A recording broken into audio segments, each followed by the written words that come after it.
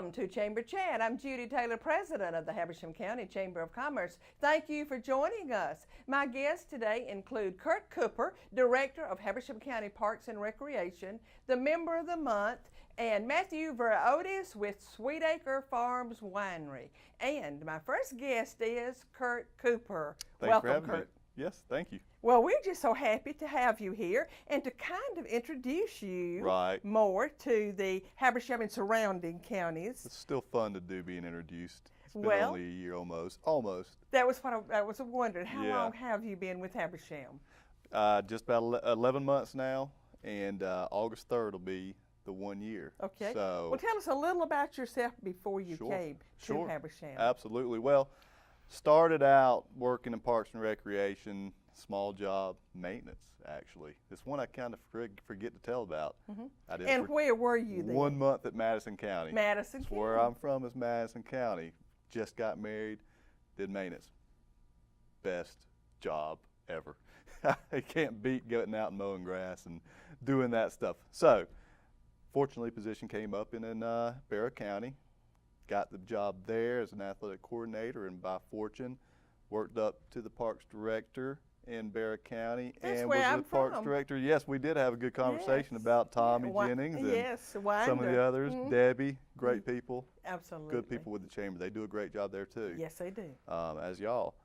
But was a part of that community for 9 years, and 6 as the director. And I just knew that there was time for a change. Felt like I'd done most things I could do there that were being allowed, and here we are.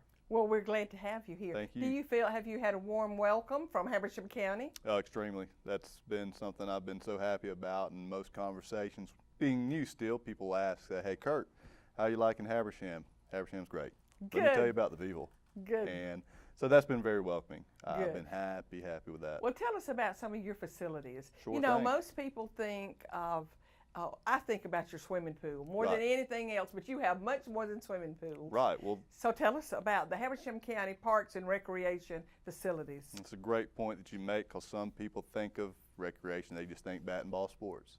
Some people think of the pool. Right. Not many people think of fairground pavilions, but we do have fairground pavilions as well. Indoor pavilion that can be used at any point in the year. It's large.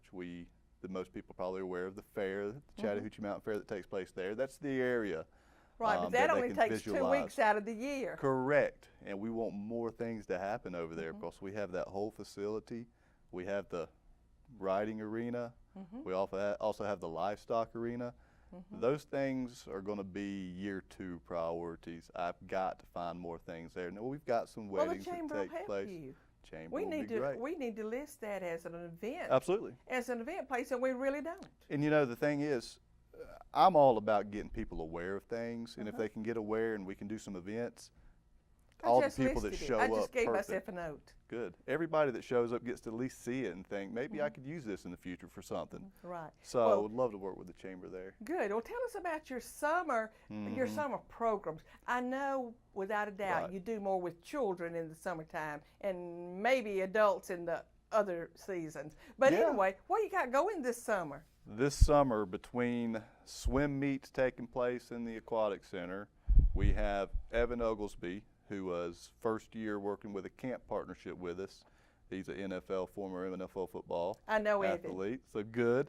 He is remarkable. He's been fantastic. He's a good community member, and it's a good thing that we've kind of adopted him in the Habersham. He's a Toccoa guy, but he's very happy kind of coming here and, again, receiving that warm welcome.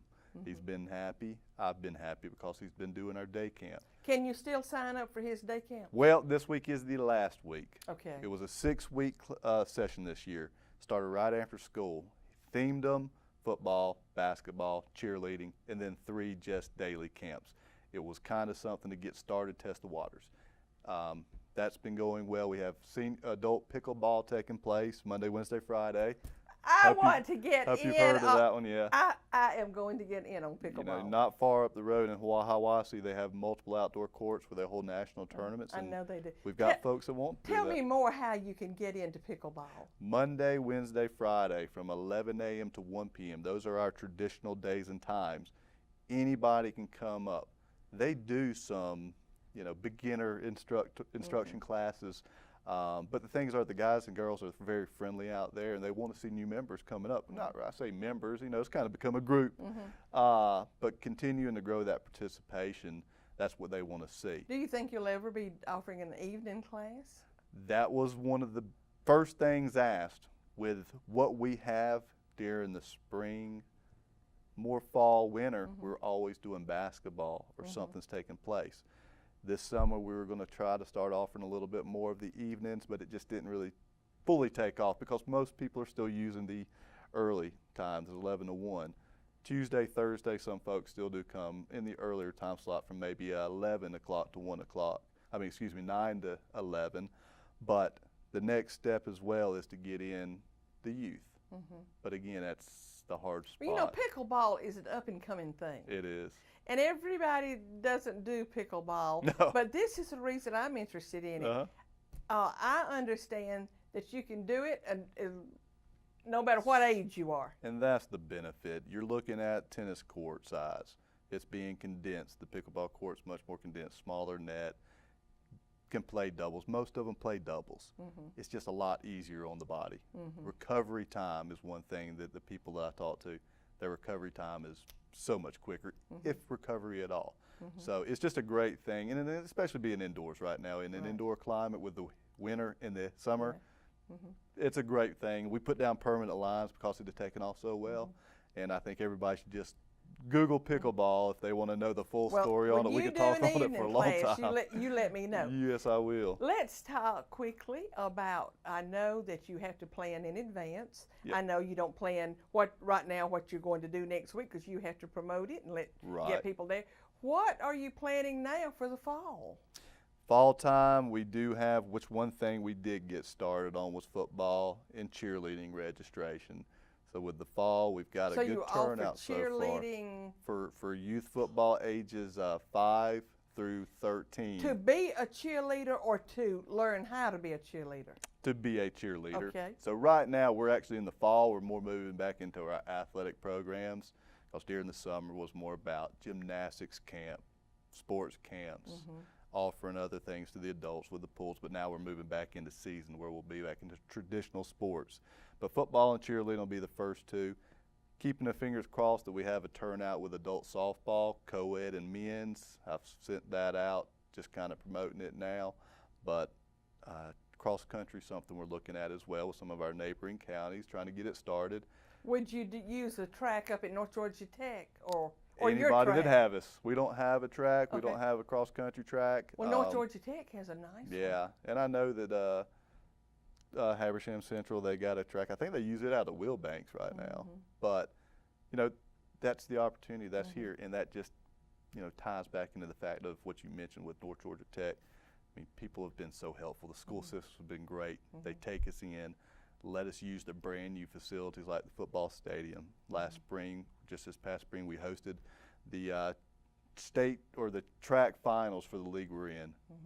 Brand new stadium. Kurt, there's so much more we could talk about. Sure thing. But our time is That's okay. up. It goes quickly. It does, and I'm glad, and I can talk a long time too. Well, we're so glad to have you in Habersham County. Thank you so much. It's a pleasure to be here. And please stay with us. We're going to take a short commercial break, and we will be right back with the Member of the Month. Every day in the United States, a child will lose a limb to a lawnmower accident. Committed to making a difference, a group of concerned parents, all affected by this life-altering circumstance, is mobilizing. In 2004, our son Jake was in a lawnmower accident, and sadly, my husband Brett was operating the machine. This past year, we decided to reach out to all these families we've been meeting over the last 11 years and ask them, would they want to come together with us to talk to families around the world about lawnmower safety? It's been emotional. It's been powerful of just spending time with the children that have been involved in the accidents to see that it does get better and there is hope for tomorrow. 13 families, one voice with a simple message. Keep your kids inside when mowing the lawn. Thank thank you for staying with us. Our last guest today is Matthew Vraotis with Sweetacre Farms Winery. Welcome, Matthew. Thanks for having me. And your new winery is really getting a lot of attention. Yep. Tell us a little bit about your winery. We're Hall County's first winery. We're right outside the Habersham County line. We're a 46-acre farm, and we have a 2,000 square foot tasting room. We specialize in non-grape wines. So blackberry, blueberry, strawberry, peach, apple, muscadine, and we even have a lemon wine, which is pretty good. And we don't filter, we don't add concentrates, we don't add artificial flavors. They're not grape-based, they're only fruit-based. So our blackberry is blackberry, our blueberry is blueberry. We age them, and which is not a typical thing for fruit wines to be aged. Mm-hmm. Now I think that you and your wife together got into this business. Yep. Whatever made you get into a winery? Because you're a young couple, and I know what you did before you started the winery. It was totally different. Yeah. And so, was this always a dream of yours, or what made you get into it? You know, I get that question a lot. I didn't get into a winery because I ever dreamed about having a winery. My wife and I, even from when we were first started to date, we knew that we wanted to own our own business, and we knew that we worked so well together that that's what we should do. She actually is a sign language interpreter. She works in a school system. In a school system, that's right. And then I worked nonprofit for many years for the Boy Scouts and the Red Cross, things like that. But in the meantime, between actually having full-time jobs, we had a farm, and we had a blackberry farm, and we were making so much. We were growing so many blackberries, we couldn't handle the inventory. We couldn't handle as many as we were growing. So my wife said, "You got to do something with this." So I made wine, and then we had a lot of fun doing it. We had a lot of fun and a lot of enjoyment drinking fruit wines, but we weren't finding the fruit wines that we liked. So we thought, there's our niche, there's our hole in the market. So that's why we decided to open the winery. Mm-hmm. And it seems to be doing very well. Yeah, every week we get a little bit busier. Mm-hmm. We had our grand opening 5 weekends ago, and we had over 1,000 people show up. That is awesome. Yeah, it was really, really cool. Mm-hmm. That old saying, if you build it, they will come, it's true. We built it, and people are coming out in droves, and we're very blessed and honored to have the community support us like they have. Well, we're still upset that you're not actually in Habersham County. Yeah. But you are so close that we claim you. That's right. You know, we're actually, we're Hall County, but we're an Alto address. Yes. So most people, if I wouldn't even told them that we were in Hall County, they wouldn't even know. That they would think naturally we were either in Banks or in Habersham. Oh, I know it. And I tell people, I said, he's really in North Hall County, but you could throw a rock and it would be in Habersham County. That's right. But let's talk more about your wines. Yeah. Let's show our audience some. You want to talk a little bit about each one of these. What do you have down here? Well, this is our dry blueberry wine. This is our #1 selling wine at the winery. It is made of 100% blueberries. There's no water, no concentration, artificial flavors. And what's really neat about it is if I was to blindfold you and I was to give you a glass of Merlot and then give you a glass of our blueberry, you may not be able to tell the difference between the two. It is a full-bodied red with very little to no residual sugar. That's awesome. Just for example, Merlot in a lot of people, and I'm one of them, will trigger a headache for me. Yeah. And it does that with a lot of people. I wonder if that maybe would not do that. I just wonder. I don't. You know, a lot of people get headaches from red wines or white wines for various different reasons. It actually could be a grape allergy. So if you do have a grape allergy or you think that you might, a lot of my fruit wines would be good to try out, because then you can have the benefit of having a dry red wine, which you would want, but you can't because you might have a grape allergy, or is it the tannins or something that's inside of it. So a lot of people attribute headaches to sulfites, but I don't think that's so connected. Blueberry is your #1. That #1. And now what's it called? It's just a dry blueberry. It's the Rooster label. Okay. We have our labels. Our labels are actually designed by my mother-in-law. She painted them all. And we say that roosters are dry. They don't have much personality, so these are dry wines. Goats kind of have a personality, so they're a medium. Our sweets are our apple because cows are sweet. So what is the next one? This is our medium muscadine. These grapes actually came from Arlington, Georgia, down in from Still Pond and Still Pond Vineyard.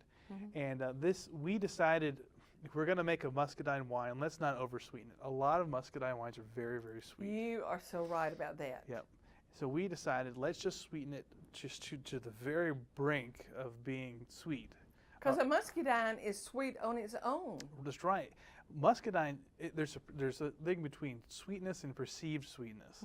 The perceived sweetness on a muscadine is actually very high. You can add a little bit of sugar to a muscadine grape, and it's going to accentuate the sweetness in that. Whereas you can add a little bit of sweetness to, let's say, a blueberry or a peach, and you won't be able to tell the sweetness as much. So it is a sweeter wine. It's not a real sweet. It's a medium sweetness wine, but it's one of our best-selling wines. We're actually almost sold out of it. Okay. Our next one is our apple. These apples came out of Blue Ridge, Georgia, from Mercier Orchards. There's actually It's a famous orchard up there. oh yeah, you're huge, and there's great people up there. And there's actually 5 varieties of apples in this wine. It's a 2-year-old apple wine. It's sweeter, but it's very crisp and clean and smooth and very easy to drink. And then we have these wines here. This is our. I want you to talk about Quitting Time. Quitting Time lemon wine is a lemon-based wine. It's a naturally fermented lemon wine. There's again no grapes, no concentrates, anything like that. We have 6 different variety of Quitting Time wines. A lot of people think this is going to be a very tart or sour or bitter wine, but it's not. It's very crisp and smooth and clean.